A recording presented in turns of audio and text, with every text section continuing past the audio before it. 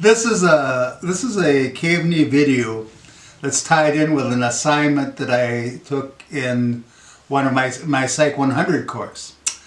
And we're talking about developmental psychology as a kind of psychological process that we go through across our lives.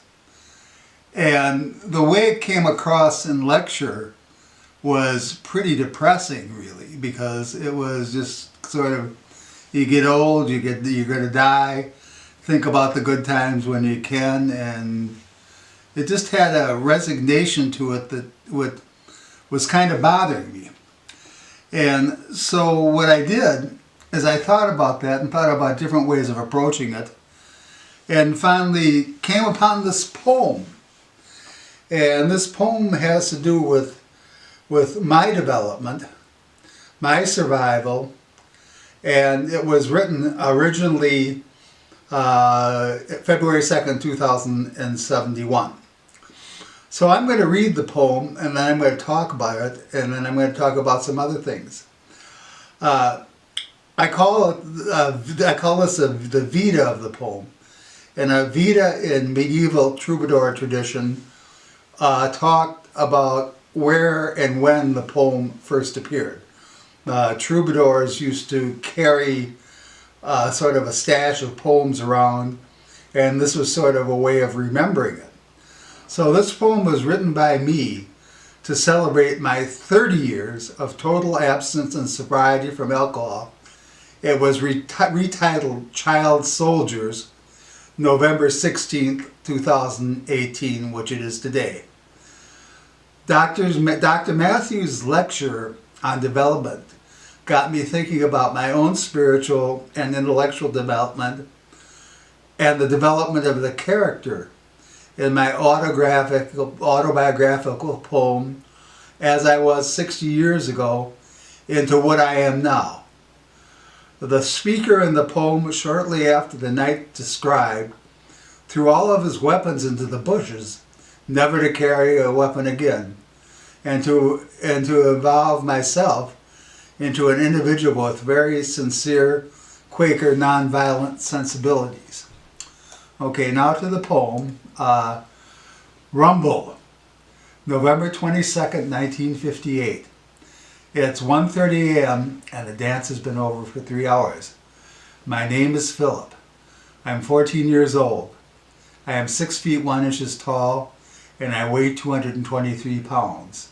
Sparks fly from the cleats on the heels of my black engineer boots. My black leather jacket fits me as if I grew it as I move. The lead ball melted into a bicycle chain rests uneasily on the pocket of my greasy jeans, and my thirsty machete I have double-edged sharpened and strapped to the inside of my pants legs makes me feel a little like Chester on Gunsmoke. We spent some time talking about neurological pruning and the phrase use it or use it, and the phrase neurons that fire together wire together. I can say I've not changed a line in the poem since I wrote it 17 years ago as part of my lifelong intellectual development. Until I retitle it today, I have formed new neural pathways that could perhaps help us to understand these gun-violent times in which we live, to help us understand a situation in which my 2018 protagonist is constitutionally empowered to have access to large capacity clip automatic weapons, transforming them from death, seeking only more death, to death on a wholesale level of mass destruction. As I reflect upon my own life and the poetic experience across the last 60 years, I started to think about motivation and my motivation to develop in this course the necessary analytical tools to say more perhaps about neurological pruning and survival on an individual and social level. Another very fortunate thing about the physical process of neurological pruning is its apparent efficiency, which have contributed to my survival and might be studied by an application of the analytical mathematical tool, which is applied to something called the transportation problem. Most people know it by the manifestations of the approximate solution to the problem, as evidenced by the fact that UPS trucks never make a left turn across traffic. I have a friend who has a PhD in mathematics from UW-Madison and a PhD in computer science from the University of Minnesota, Minneapolis. I got him working on the question of whether or not the application of the transportation problem and its efficiency might have explanatory power as we think about the question of neurological pruning. Okay, so that's where I stand now, and that's something I want to work on. But in order to work on that, I sort of have to improve my performance in this course. And I guess that's my motivation, which has kept me across a lot of my life. Another thing that happened today is I got in touch with my brother-in-law, who is a big Donald Trump supporter, and if we talk about certain things, it's virtually impossible for us to talk. Nevertheless, he has useful information for me. His daughter is a vet, a friend of our family. I held her as a near-birth baby in 1976, and now she's big enough and strong enough to lift me off the ground. But anyway, she's a specialist in animal acupuncture and might have some suggestions for a friend of mine. Once I got my brother-in-law on the phone, it turns out that he's teaching a course in his Catholic Cursillo educational program on a certain historical event called the Revolt of the Maccabees.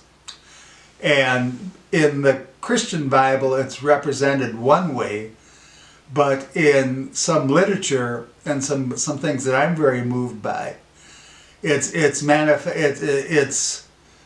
represented as a question of humanity, the Jews, going on after God has forsaken them.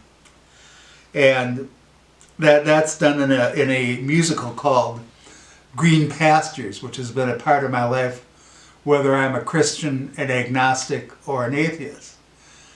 And as we got into the subject of biblical terrorism, I asked my brother-in-law if he was familiar with the wars of Josephus. And this was the Middle East almost 2,000 years ago. The Jews are revolting against Roman rule, and the war that the Romans have to fight against them is one of the most costly wars that the Roman Empire ever had to fight. They won, but a whole legion was destroyed. It took them 3 years, and in the end, the Jews that were left in the fortress of Masada, all thousands, some of them, committed suicide rather than surrender, except for one.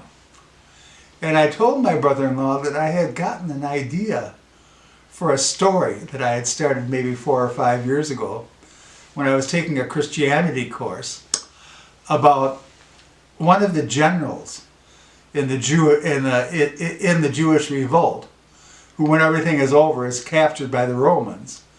But rather than be executed, he's left to suffer the failure of his loss, and it's kind of a humiliation to the Jewish people. And in the process of doing this, this general is dumped in a Christian settlement, becomes Christian, and adopts kind of a non-violent idea of render unto Caesar that is what is Caesar. And I thought, what a dramatic scene if you open up like in a tavern or something, where the Romans are completely outnumbered.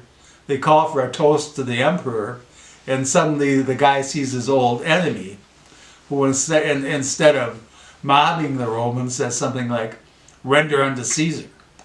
Now, the terrorists would still want this guy if he's alive, and the Romans wouldn't know what to do with him exactly. I think it could be a hell of a good screenplay.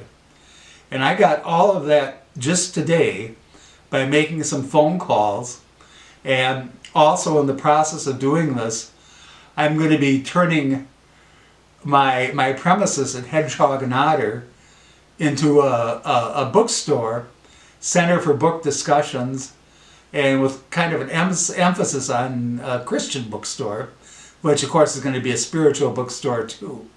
But I keep getting phone calls that people seem to want this. And if they seem to want it, and I can make a few bucks helping them, working with my friends as we did in the last couple days, and get this done, this is another thing to add to the works that I have in progress. I am also working on my Ralph Ellison project, and I came up with a paper I had written several years ago on the actress Pam Grier and W.E. Du Bois' consciousness formulation of double consciousness, which basically means that a lot of Afro-Americans find themselves not being able to be themselves. There's the tension between their expectations and what they really are, and always having to be. It can be as simple as a friend of mine who's Afro-American and I'm in the faculty.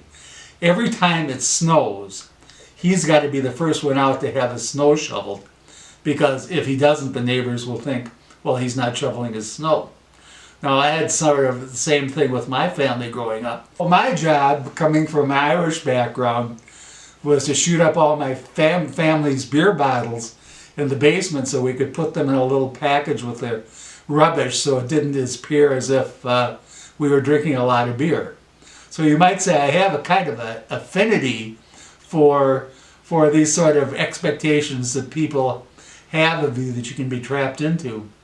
And as a large man like I am, I've spent a lifetime of people thinking that I was something when I wasn't, and then been surprised. And every time I hear it, it's kind of funny. Well, I'm getting towards the end of what I want to say, and this is really kind of like a incantation to make what is in process real. And the stuff about the child soldier retitling of my poem just grabbed me out of nowhere. I had not thought about that before, but the new stuff that I had learned gave me a new look at my work. And that's what it's about as far as I'm concerned, is with development. And again, we're going to be doing book reviews. We'd like your support. We'd like some help finding grants. I got to get on that too. And thanks for watching.